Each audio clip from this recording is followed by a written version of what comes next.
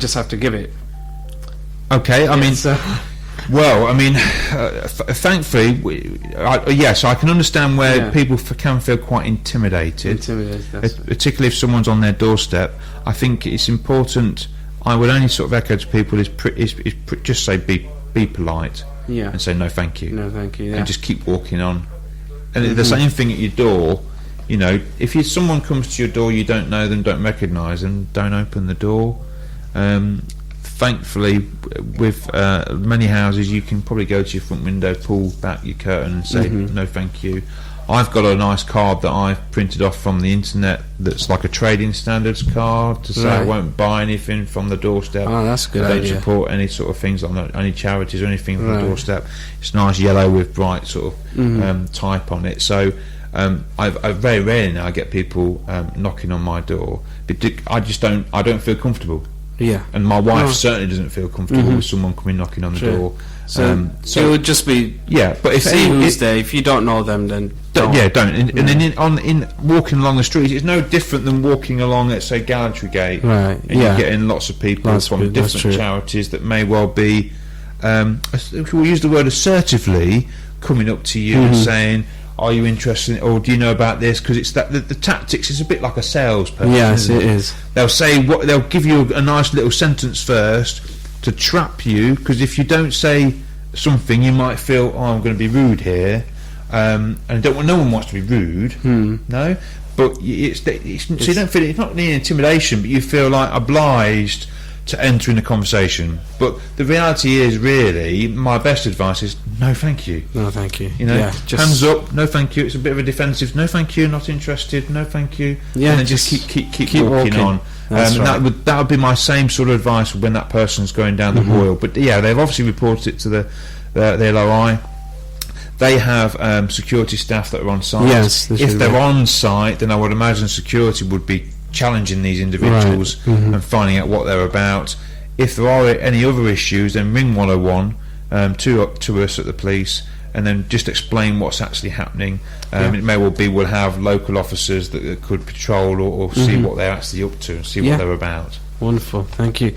And just another question, can you kindly remind listeners how to report domestic violence? Domestic violence, if it's live and it's happening there and then really it's 999. 999. Because I'm thinking domestic violence, I'm thinking it's a violent situation, maybe assault's just happened, so you really need to ring. It comes in different forms, right? Domestic violence. Yeah, definitely. You've got the controlling element. It's very wide, is domestic violence. So it depends on what level we're talking. If we're talking about the serious violence that's been used, threat of violence, then you're going to be 999. But obviously the important thing is to try and make yourself safe. But that may well be that you're hiding in a room, barricading that door, and you just got to ring 999. The other side of it could be you might not even be ready to ring the police. Right.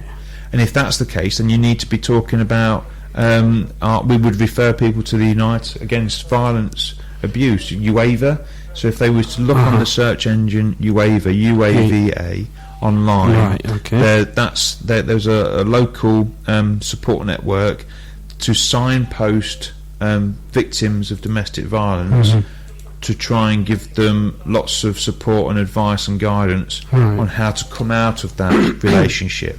Because some people don't want to go down the criminal justice route with the police, because we would probably, more than likely, if the criminal offences happen, we would be arresting someone and therefore looking to do some form of prosecution, because we want to have a positive outcome, or we want to make sure there's a positive outcome from what. Is there anything on the website on yes, the there domestic is. violence? They could find information on that.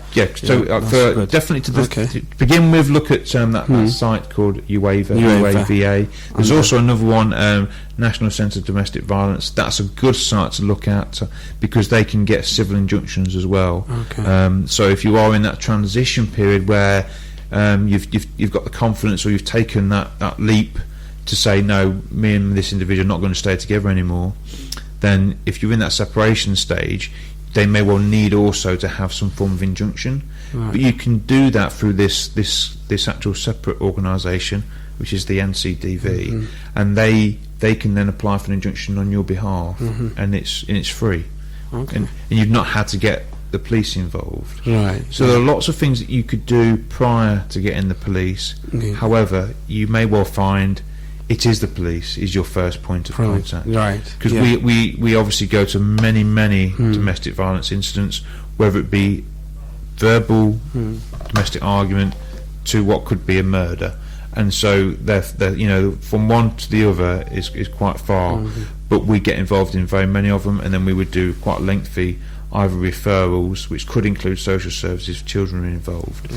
But my first thing would be to anyone, if because clearly what we're identifying of domestic violence is there's a breakdown in the relationship. So, and it doesn't matter for whatever reason that is, but there's a breakdown. Therefore, you as two individuals probably shouldn't be together.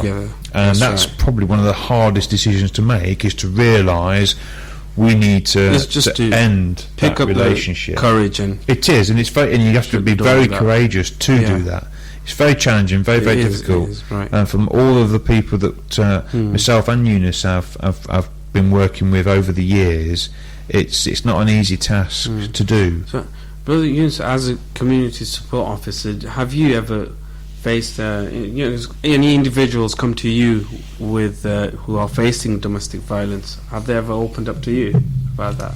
Yes, many times. Right. I thought so, because they would probably feel a bit intimidated seeing a police officer Yeah, you're right. going to them, but they'll confide in a They will. community support Also, I officer. think mainly it's because of the language. Okay. A lot of people to speak English for them Right. is very hard. So if they see, as we see, Yes. it's like me seeing Saleh. Me and Saleh, we come from the same country. If I see Saleh, I'll be more close to Saleh and speak Right. more openly. Exactly. Yes. It's the same as with the domestic violence. When people don't want to report the police, they'll see me, they'll come to me, and then I have to take the report back to my Okay. station or the control room, or I'll speak to mostly I speak to him. Do we have any female Muslim PCSOs? Unfortunately, no, Not yet. not yet. But Inshallah soon. we have a few PCs. I think maybe 3 or 1 or 2. How is there a need for a Muslim female, and Definitely. how much is needed? If you could just express that to our I listeners. will say yes. We need to have a PCSO, even a PC. Right, even a PC, yes. Yeah, Muslim. We're lacking on that. Right, okay. So if you're out there listening and you really want to be part of this amazing organization, it's absolutely amazing, the work you guys do, because I've got messages of appreciation here. I would like to thank both officers for making the time to come in and talk to us today. I would like to see this happen more often, where maybe we can have the opportunity to discuss various issues we are facing within the community. Thank you again, and to the host for always doing a great job. Okay, that's for me, but we'll keep that on. I think that's But you appropriate. are doing really good. I believe Sheikh Saleh has a question. Go ahead. Yes, mainly maybe it's not directly related to PC or PCSO. But I think it's just an experience that I had to go through one time when I was in Leicester, and then I had to help someone who had some problems psychologically, and we had to take him to the hospital. And I knew I couldn't let him be by himself in the hospital because he can be so violent. Yeah. And I was trying to explain to the doctors and the nurses that this person, because he himself was saying, make me sleep, give me something to sleep, because he was aware Yeah. that he might do something anytime. And then that's what happened. I told him that make sure this person is restrained.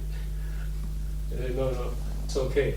So they were actually checking him, but immediately after a few minutes he started becoming violent. And then I didn't know that those security in the hospital, they're not allowed even to hold anybody. Yeah. So he was going after them as well, and there were elderly people around.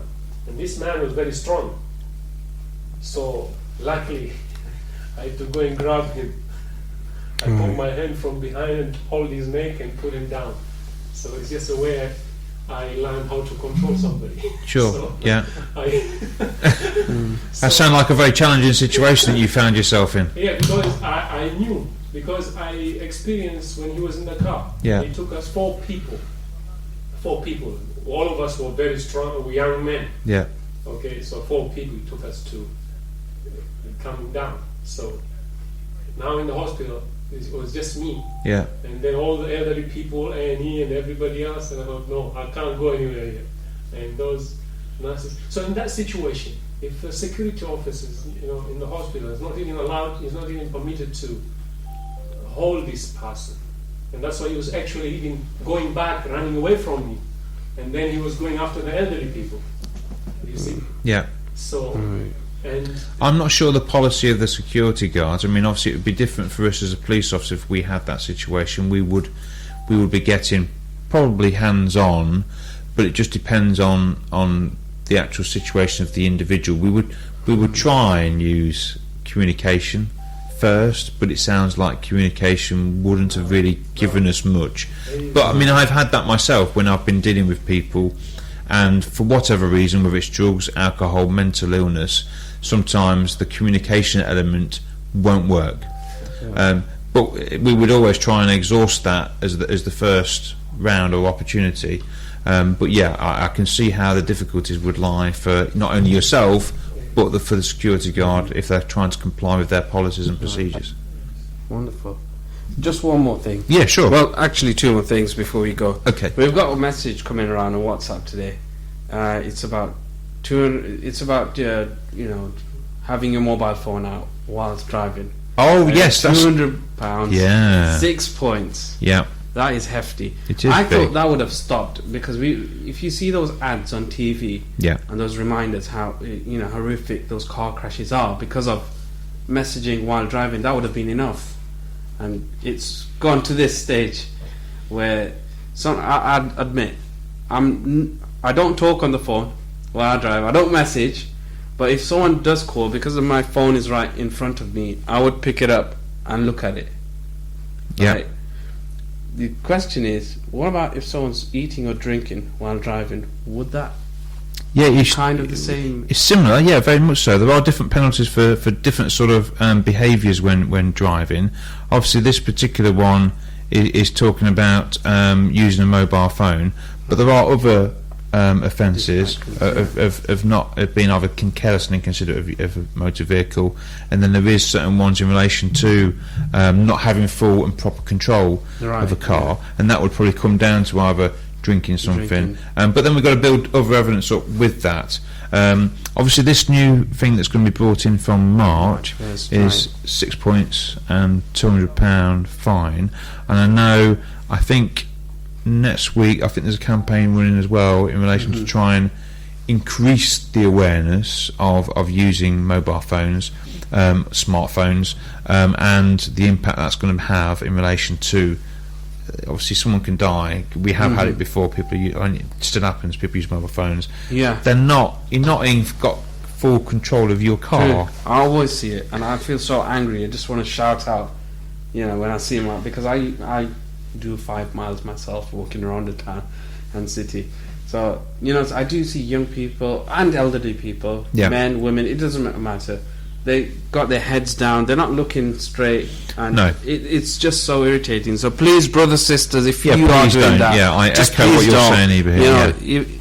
£200 is nothing. If you hit a person and that person lose their life, it's just horrendous, and we don't need any of those incidents. Yeah, they could be killing themselves. If they have family in the car, they could cause damage to, or kill them as well.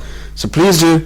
From now, let's not wait till March 1st. We shouldn't be doing it. It's illegal right now as well. Yeah, we have to make it socially unacceptable, a bit like drink driving. That's what we need people to recognise, is this is now socially unacceptable not to use a mobile phone. It's a very similar addiction to like drink alcohol. For me, really. driving, you've got to concentrate on driving. You need to see what obstacles are in front of you. You've got to focus on the controls of the car. Right. You need to do what you're doing. It's interesting when I talk to my wife about being multi-skilled, and she might be talking to me when I'm driving. Even that, No, I'm driving. You know, You're driving, right? I'm on the motorway. I'm doing 70 miles